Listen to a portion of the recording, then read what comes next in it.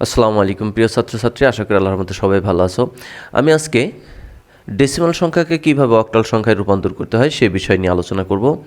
আমরা গত ক্লাসটিতে একটি বিষয় নিয়ে আলোচনা করেছিলাম যে দশমিক সংখ্যাকে বাইনারি বা অক্টাল বা হেক্সাডেসিমাল বা 5 বেজ বা 6 বেজ যে বেজেই রূপান্তর করো না কেন সেই সংখ্যা পদ্ধতির বেজ দ্বারা দশমিক সংখ্যাটাকে ভাগ করতে হয়। এই বিষয় নিয়ে ডিটেলস আলোচনা গত ক্লাসটিতে করেছি। আজকেও আরেকটু আলোচনা করছি যে আমাদের দশমিক সংখ্যাকে অক্টাল সংখ্যায় রূপান্তর করতে হলে যে কাজটি করতে হবে সেটি হচ্ছে অক্টালের বেজ 8 দ্বারা এই দশমিক সংখ্যাটাকে ভাগ করতে হবে। যদি এটা হেক্সাডেসিমেলে রূপান্তর করতাম তাহলে কি করতাম, হেক্সাডেসিমেলের বেজ 16 দ্বারা কিন্তু এই দশমিক সংখ্যাটাকে ভাগ করতাম। এই হচ্ছে রুলস। হ্যাঁ, তাহলে আমরা এখন এই দশমিক সংখ্যাটাকে অক্টাল সংখ্যায় রূপান্তর করব। এর জন্য কি করব, যে এই 220কে আমাদের অক্টালের বেজ 8 দ্বারা ভাগ করব। কিভাবে ভাগ করব, এই যে 220কে 8 দ্বারা ভাগ করলে কতবার যাচ্ছে, 27 বার। 27 বার 27 আর এই 8 গুণন করলে কত হচ্ছে, 216। 216 যদি 220 থেকে বিয়োগ করি তাহলে বিয়োগফল হচ্ছে 4, অর্থাৎ এটা হচ্ছে ভাগ শেষ, তাই না? এখন ভাগফলটা এইদিকে চলে আসবে আর ভাগশেষটা ডান দিকে সেপারেট হয়ে যাবে, তাই তো? কিন্তু এখন কথা হচ্ছে যে আমি তো এই যে ভাগটা করলাম, এই ভাগটা তো করলাম ম্যানুয়ালি, এই ভাগটা তো ম্যানুয়ালি করলাম। কিন্তু তোমরা পরীক্ষার হলে কি করবা, এটা তো ক্যালকুলেটর দিয়ে ভাগটা করবা, তাই না? তো ক্যালকুলেটর দিয়ে যদি ভাগ করো, দেখো এখানে কীরকম দেখাচ্ছে, 220কে যখন আমি 8 দিয়ে ভাগ করছি তখন কেমন হচ্ছে, ফলাফলটা আসছে 27.5। কিন্তু আমার তো লাগবে ভাগশেষ আর ভাগফল, কিন্তু এখানে ভাগশেষটা কই, এ তো টোটাল ভাগ করে দেখাই দিছে। আমার তো লাগবে হচ্ছে এই যে ভাগফল 27 আর ভাগশেষ 4। তাহলে এই ভাগফল আর ভাগশেষ ক্যালকুলেটর দিয়ে কীভাবে বের করব, এইখানে একটু কৌশল দেখো। আমি সিম্পল একটা টেকনিক বলে দিই, তাহলে সহজেই তোমরা বের করতে পারবে। যে 220কে যখন 8 দিয়ে ভাগ করবে তখন দেখো এই যে এখানে ভগ্নাংশ আকারে আসছে, অর্থাৎ যে 27.5, মূলত এই দশমিকের পরে যা আছে ওইটুকু বাদ দিলে দশমিকের আগে যে 27টা পেলে, এই যে পূর্ণ সংখ্যাটা এখানে পেলে, এই পূর্ণ সংখ্যাটা কিন্তু আমার মূলত ভাগফল। অর্থাৎ তুমি কি করো, 220কে 8 দিয়ে ভাগ করো, ভাগ করার পরে এই যে দশমিকের আগে যে সংখ্যাটা পাবে সেই সংখ্যাটাই এইখানে মূলত ভাগফল হবে। তারপর তুমি এই 27টা এখানে বসাও, এখানে লেখো, লিখে 27 আর এই 8 দুইটা আবার আলাদা করে গুণন করো। দুইটা আলাদা করে গুণন করলেই তুমি কিন্তু এই গুণনফলটা পেয়ে যাবে। তখন তুমি এই 220 থেকে এই 216 আসুক বা যে সংখ্যায় আসুক সেই সংখ্যাটা তুমি বিয়োগ করলেই কিন্তু ভাগশেষটা পেয়ে যাবে। এই কৌশলে তুমি ক্যালকুলেটর ব্যবহার করে এই ভাগশেষটা বের করতে পারো। আরও একটা কৌশল আছে, যে তুমি 220কে যখন 8 দিয়ে ভাগ করলে এই দশমিকের আগে যে অংশটা আসলো সেই অংশটা তুমি এখানে গিয়ে বসাও।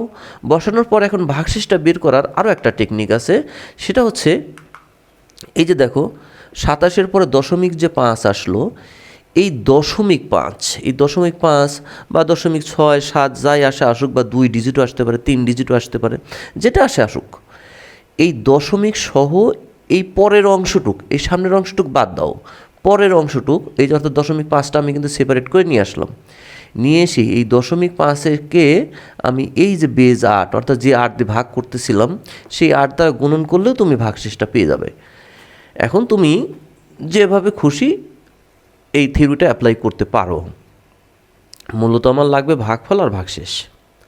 তা ভাগফল কোনটুক, ভাগফল হচ্ছে এই যে দশমিকের আগে যেটুক সেটুকু হচ্ছে ভাগফল। এইভাবে তোমরা ক্যালকুলেটর ইউজ করে এই ভাগটা করতে পারো। আর যদি এটা না বোঝো তাহলে ম্যানুয়ালি করো, যেভাবে তুমি খুশি সেভাবে এই ভাগটা করতে পারো। আচ্ছা, যাই হোক, এখন এই 27টাকেও আবার কি করতে হবে, ওই যে বেজ 8 দ্বারা ভাগ করতে হবে, কারণ এটা যত সময় 0 না হবে তত সময় আমার ভাগটা চালিয়ে যেতে হবে। তাহলে 27কে 8 দিয়ে ভাগ করলে কত হচ্ছে, 3 বার যাচ্ছে, 3 8টা 24, ভাগশেষ কত, 3। তাহলে ভাগফল 3 আর ভাগশেষ 3টা সেপারেট হয়ে গেল।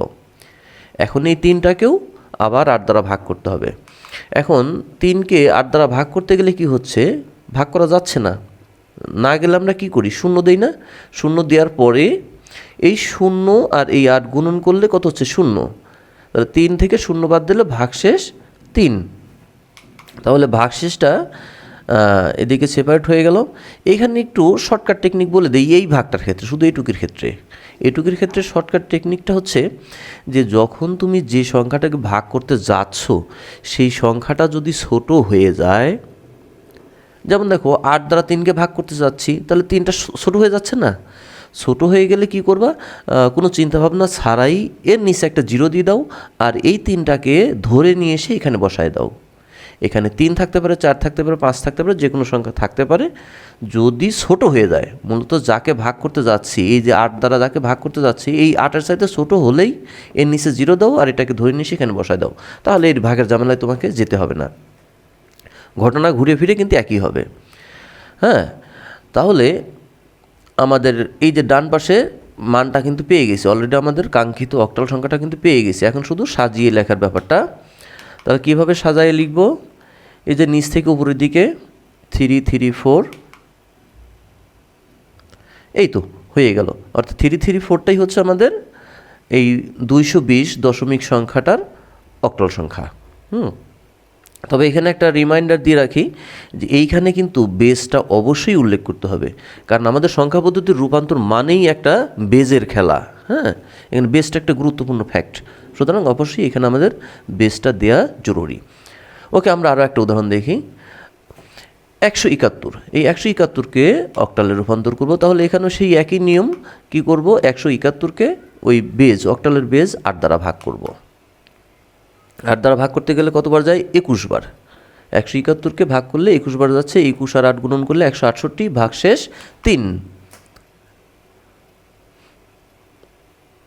এখন এই 21টাকেও আবার ভাগ করবো 8 দ্বারা, কতবার যাচ্ছে, 2 বার, 8 2 16, 21 থেকে 16 বাদ দিলে ভাগশেষ 5, ভাগফল এই দিকে 2 চলে আসো। ওকে, এখন এই 2টাকেও আবার ভাগ করতে হবে, তাহলে যায় না 0, আর 0 আর 8 গুণন করলে 0, 2 থেকে 0 বাদ দিলে 2, অর্থাৎ ওই যে সে আগের নিয়ম দেখো ছোটো হয়ে গেছে। এই যে 2টা ছোটো হয়ে গেছে না, যাকে ভাগ করতে যাচ্ছি সে ছোটো, এর নিচে 0 দেবো, 2টাকে ধরে নিয়ে এসে এখানে বসাই দিব।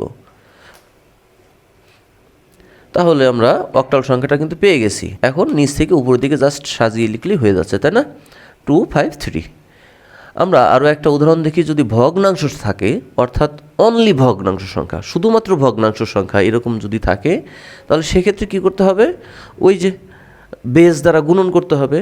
অর্থাৎ পূর্ণ সংখ্যাকে বেজ দ্বারা ভাগ আর ভগ্নাংশ সংখ্যাকে বেজ দ্বারা গুণন করতে হবে, এই হচ্ছে রুলস। তাহলে 0.45কে আমি কি করব, অক্টালের বেজ 8 দ্বারা গুণন করব, এবং এই যে দশমিকের আগে যে পূর্ণ সংখ্যাটুক থাকবে সেটুক দাগের বাইরে নিয়ে আসবো, সেপারেট করে ফেলতে হবে, অর্থাৎ পূর্ণ সংখ্যাটাকে আলাদা করে ফেলতে হবে। আর এই 0.60 অর্থাৎ দশমিক সহ যে সংখ্যাই থাক না কেন সেটা দাগের ভিতরে থাকবে। তাহলে এটাকে আবার 8 দ্বারা গুণন করব, প্রতিবারই বেজ দ্বারা গুণন করতে হবে।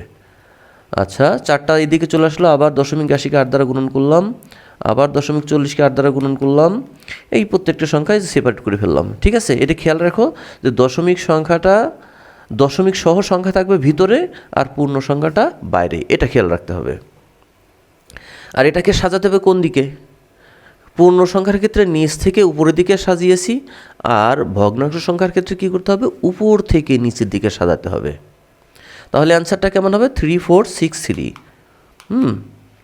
এই যে 0.45 সমান 0.3463। দেখো এখানে কিন্তু কোথাও দশমিক নাই, তারপরেও কিন্তু আমাকে এখানে দশমিক দিতে হবে একটা, এটা মাস্ট, এটা অবশ্যই দিতে হবে। কারণ আমি তো একটা ভগ্নাংশ সংখ্যার মান বের করতেছি। তাহলে ভগ্নাংশ সংখ্যার মান যখন বের করব, তাহলে সেটা অক্টাল হোক আর হেক্সাডেসিমাল হোক, যেটাই হোক সেটাও অবশ্যই ভগ্নাংশ সংখ্যাই হবে। এই জন্য আমাদের এখানে সামনে একটা দশমিক চিহ্ন দিতে হবে, নাহলে এটা ভুল হয়ে যাবে অঙ্কটা। আমরা আর একটা অঙ্ক দেখি। যদি পূর্ণ সংখ্যার ভগ্নাংশ সংখ্যা যদি একসাথে থাকে, এই যে পূর্ণ সংখ্যার ভগ্নাংশ সংখ্যা যদি একসাথে থাকে, তাহলে এই অঙ্কটা আমরা কিভাবে করব।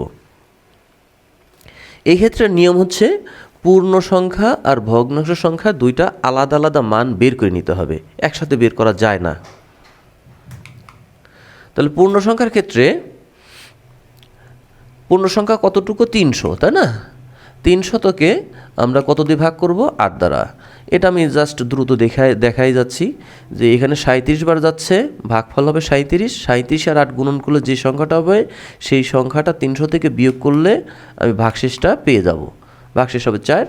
এখন এই 37কেও আবার 8 দ্বারা ভাগ করব। এখানে 4 বার যাবে, 4 8 32। 32 37 থেকে বাদ দিলে ভাগশেষ 5। এই 4টাকেও 8 দ্বারা ভাগ করব। এখন দেখো এটা ছোট হয়ে যাচ্ছে, তাহলে এর নিচে একটা 0 দেবো আর 4টাকে ধরে নিয়ে সেখানে বসাই দিব। হয়ে গেল। তাহলে পূর্ণ সংখ্যার মানটা বের হয়ে গেল 454। এখন এই যে ভগ্নাংশ সংখ্যা যতটুকু আছে ততটুকুর মান বের করব।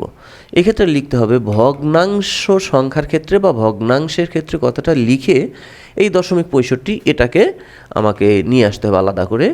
এখন এটাকে 8 দিয়ে গুণন করব। দেখো গুণনফলগুলো দেখো।